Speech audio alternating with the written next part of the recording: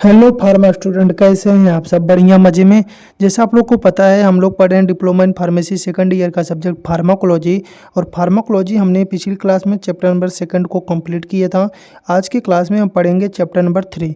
Chapter number 3 आज के class में हम कोशिश करेंगे एक ही पार्ट में कंप्लीट कर दें। हो सकता है आपका वीडियो थोड़ा सा बड़ा हो, लेकिन कोशिश करेंगे कि एक ही पार्ट में आपका चैप्टर कंप्लीट हो जाए, क्योंकि ज़्यादा चीज़ें हमको इसमें नहीं पढ़ना है।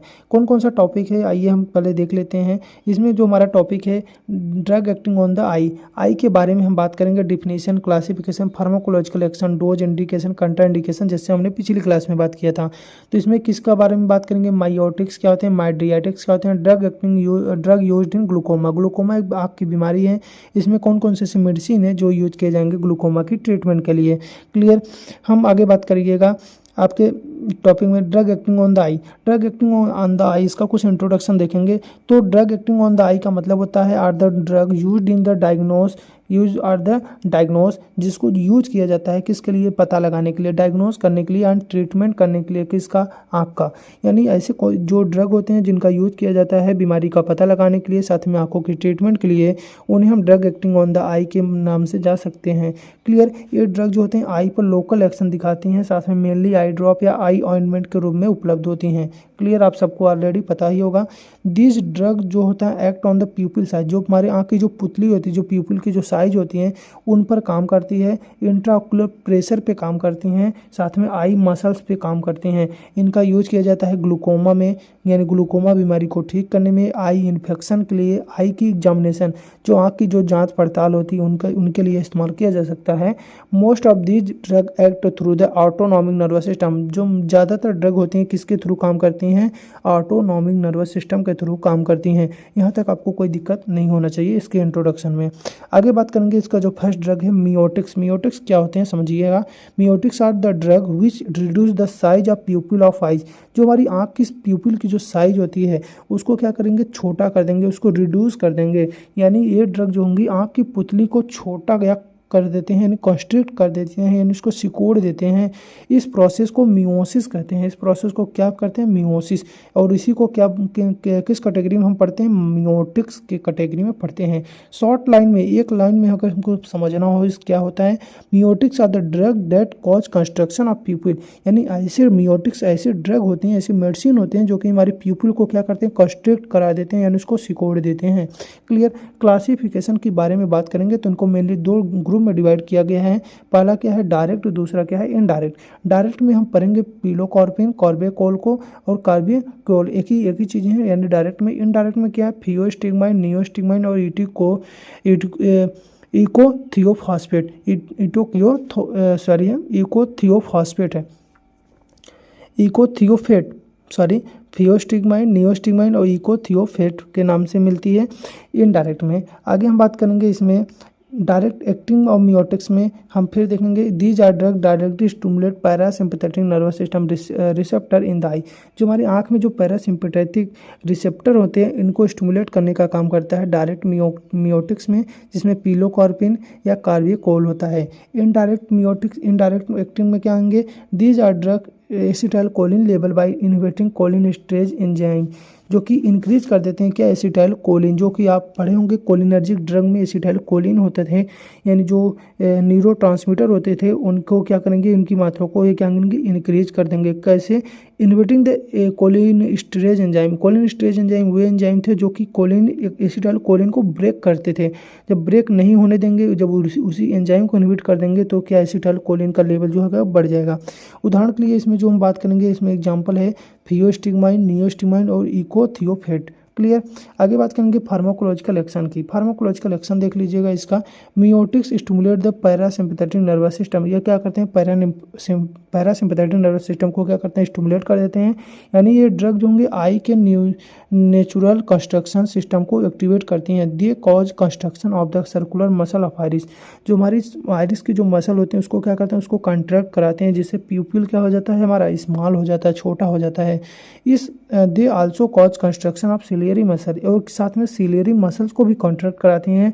सिलेरी मसल कंस्ट्रक्शन से एक्वस ह्यूमर का ड्रेनेज इंक्रीज हो जाता है और through the canal of the xylem. Clear, जो हमारे साइलम जो कैनाल होता है, जो ड्रेनेज है, वो हमारा ड्रेनेज क्या हो जाता है, एक इंक्रीज होता है, जिसके कारण हमारे जो होते हैं आंसू क्या होते हैं, हमारे आंसू बहने लगते हैं। इंक्रीज ड्रेनेज की वजह से इंट्राऑक्यूलर प्रेशर क्या हो जाएगा, कम हो जाएगा। क्लियर, इसलिए मियोटिक्स जो होते हैं ग्लूकोमा में बहुत यूजफुल होते हैं। क्लियर, जो हमारे जो आंसू होते हैं, जो हमारे जब हमारी सिलेरी मसल कंस्ट्रक्ट करती है तो हमारे आंसू के रूम में क्या होता है, इंट्राऑक्यूलर जो प्रेशर, जो लिक्विड होता है, फ्लूइड होता है, वो क्या होता है, ड्रेनेज हो जाता है, बाहर निकल जाता है, जिसकी वजह से हमारा जो इंट्राऑक्यूलर प्रेशर होता है वो क्या हो जाता है, कम हो जाता है। क्लियर, यहाँ तक आप लोग को समझ में आ गया होगा। यहाँ पे एक लाइन और देख लीजिएगा, ये इसलिए मियोटिक्स ग्लूकोमा में बहुत ही यूजफुल होते हैं। यानी जो हम भी लास्ट में पढ़ने वाले हैं कि कौन कौन से ड्रग हैं जो ग्लूकोमा की बीमारी में ठीक करने के लिए यूज किए जाएंगे, तो हम वहाँ पे लिखेंगे क्या होंगे, मियोटिक्स होंगे। क्लियर, इसलिए हमने एक लाइन में आपको यहाँ पे दे दिया है। डोज की बात करेंगे तो पिलोकार्पिन जो होता है, इसका आई ड्रॉप आता है 1 से 4%, जो 2 से 4 बार डेली डालना पड़ता है आँख में। कार्बेकोल आई ड्रॉप आता है और फियोस्टिग्माइन आई ड्रॉप आते हैं मार्केट में। इंडिकेशन की बात करेंगे तो यूज किया जाता है ग्लूकोमा की ठीक में, एक्यूट एंगल क्लोजर ग्लूकोमा में, टू रिड्यूस इंट्राऑक्यूलर प्रेशर। हम चाहते हैं हमारी आँख के इंट्राऑक्यूलर प्रेशर क्या हो, रिड्यूस हो जाए, उसके लिए। ड्यूरिंग आई सर्जरी या की प्यूपल कंस्ट्रक्ट, हम चाहते हैं आई की सर्जरी के लिए, तब भी हम इसका इस्तेमाल करेंगे। क्लियर, आगे बात करेंगे कंट्रा इंडिकेशन, किस में नहीं देना है, यूवाइटिस में नहीं देना, एराइटिस में नहीं देना है, साथ में रेटिनल डिटैचमेंट में नहीं देना, अस्थमा पेशेंट के लिए हम नहीं दे सकते हैं। ऑनलाइन की बात करेंगे तो मियोटिक्स क्या होते हैं, मियोटिक्स होते हैं प्यूपिल को स्मॉल करने वाले, प्यूपिल को छोटा करेंगे, जिससे क्या होगा, एक्वस आउट होगा। यानी जो हमारा आँख का जो आंसू है, जिसको हम अभी आंसू के अभी हम आपको बताए थे, जो हमारा आँख का आंसू है, एक्वस है, वो लिक्विड है, वो बाहर हो जाएगा, जिसके कारण इंट्राऑक्यूलर प्रेशर क्या हो जाएगा, कम हो जाएगा, और हमको ग्लूकोमा में क्या मिलेगा, रिलीफ मिलेगा, आराम मिलेगा।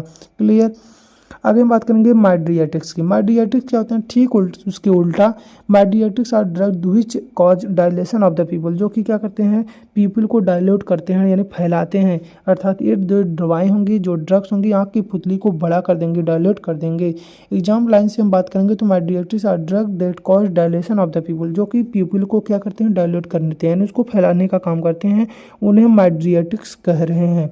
क्लासिफिकेशन की इसके बात करेंगे तो माइड्रियाटिक्स 2 कैटेगरी में डिवाइड किया गया है, एंटीकोलिनर्जिक और सिम्पेटोमिमेटिक्स। अब हम बात करेंगे एंटीकोलिनर्जिक, तो ऑलरेडी हमने इसके बारे में बात कर लिया है, तो यहाँ पे सिर्फ हम उसके एग्जांपल लिखेंगे। तो आप अगर फिर से इसकी कैटेगरी को देखना चाहते हैं तो आप जाइएगा चैप्टर नंबर 2 के एंटीकोलिनर्जिक पार्ट में, देखिएगा वहाँ पे जो हैं वो सब यहाँ पे लिखेंगे। यहाँ पे अगर दूसरा चीज़ें देखेंगे सिम्पैथोमिमेटिक्स के बारे में, तो ये चीज़ें भी आप ऑलरेडी पढ़ चुके हैं। क्लियर, हम बात करेंगे इसके एंटीकोलिनर्जिक में, जैसे क्या है, एट्रोपिन है, होमेट्रोपिन है, साइक्लोपेंटोलेट है, ट्रोपी कैनाबाइड है, और होमेटोट्रोपिन है, साइक्लोपेंटोलेट है। जबकि इसमें क्या है, फिनाइल फेरिन है, इफेड्रिन है। क्लियर, आगे हम बात करेगा इसके एंटीकोलिनर्जिक, देखिए ऑलरेडी फिर वही सब चीज़ें लिखा हुआ है। हम सीधा पढ़ेंगे फार्माकोलॉजिकल एक्शन। फार्माकोलॉजिकल एक्शन क्या है, mydriatics relax the circular muscle of the iris, जो हमारी सर्कुलर मसल की जो आइरिस है उसको क्या करते हैं, रिलैक्स कर देते हैं, यानी उसको क्या कर देते हैं, उसको जब रिलैक्स करेंगे तो हमारी जो सर्कुलर आइरिस मतलब जो कंट्रैक्ट हुई थी वो क्या हो जाएगी, वापस से फैल जाएगी। Due to this pupil dilate, जिसकी पीपल क्या हो जाता है, हमारा डायलेट हो जाता है, इसी को हम क्या कहते हैं, माइड्रियाटिक्स कह रहे हैं। Anticholinergic mydriatics also called the paralysis of ciliary muscles, जो सिलेरी मसल जो कंट्रैक्ट करती थी उसको क्या करते हैं, उसको पैरालाइज कर देते हैं, जिसके हम क्या कहते हैं, साइटोप्लेजिया कहते हैं। क्या कहते हैं, cycloplegia. Because of cycloplegia near vision become difficult, cycloplegia के कारण जो कि नज़दीक की जो वस्तुएं होती हैं वो हमको दिखने में क्या होती है, दिक्कत हो जाती है। क्लियर, सम माइड्रियाटिक्स में इंक्रीज इंट्राऑक्यूलर प्रेशर, माइड्रियाटिक्स क्या करेंगे, इंट्राऑक्यूलर प्रेशर को इंक्रीज कर देंगे। Therefore the dangerous in glaucoma, जो कि ग्लूकोमा में क्या हो सकता है, और ख़तरनाक हो सकता है। क्लियर, समझ में आ रहा है। जबकि मियोटिक्स क्या करते थे, इंट्राऑक्यूलर प्रेशर को कम कर दे रहे थे, ये क्या कर रहे हैं, बढ़ा दे रहे हैं। बढ़ाएंगे तो ग्लूकोमा के लिए, जो ग्लूकोमा के जो पेशेंट हैं उनके लिए क्या हो सकता है, डेंजरस हो सकता है। हम इसके डोज की बात करेंगे तो इसके डोज क्या होता है, एट्रोपिन आई ड्रॉप आता है। क्लियर, होमेटोप्रिन आई ड्रॉप आता है, और ट्रोपिकैमाइड आई ड्रॉप आता है, और शायद फिनाइल एफिरिन आई ड्रॉप आता है। इंडिकेशन की बात करेंगे तो आई एग्जामिनेशन यानी आंखों की जांच पड़ताल के लिए हम इसका इस्तेमाल करते हैं, यानी आंख की पुतली फैलाते हैं। रिफ्रैक्टिव टेस्टिंग के लिए यूज किया जाता है। यूवाइटिस आर्थराइटिस में इसका इस्तेमाल किया जाता है। बिफोर सर्जरी के लिए इसका इस्तेमाल किया जा सकता है। कंट्रा इंडिकेशन की बात करेंगे तो ग्लूकोमा में, स्पेशली ग्लूकोमा में नहीं देना है। हाइपर सेंसिटिविटी अगर किसी को ड्रग के साथ है तो नहीं देना है। बूढ़े पेशेंट को नहीं देना है। चिल्ड्रन को नहीं देना है। मार्टियाइटिस क्या होंगे, प्यूपिल के साइज बढ़ा देते हैं। आई एग्जामिनेशन ईजी होता है और ग्लूकोमा में यह डेंजरस हो सकता है। क्लियर। आगे बात करेंगे ड्रग यूज इन ग्लूकोमा। अब हम एक लाइन में लिख सकते हैं कौन कौन से ड्रग हैं जो कि ग्लूकोमा में यूज कर सकते हैं। हाँ, मियोटिक्स वाले जो भी ड्रग हैं उनको ग्लूकोमा में यूज कर सकते हैं। ग्लूकोमा एक आई डिसऑर्डर है जिसमें इंट्राओकुलर प्रेशर क्या हो जाता है, बढ़ जाता है। इस इंट्राओकुलर प्रेशर को हमको कम करने के लिए हमको जो भी दवाएं दी जाएंगी वो क्या होंगे, ग्लूकोमा में यूज किए जाने वाले मेडिसिन होंगे।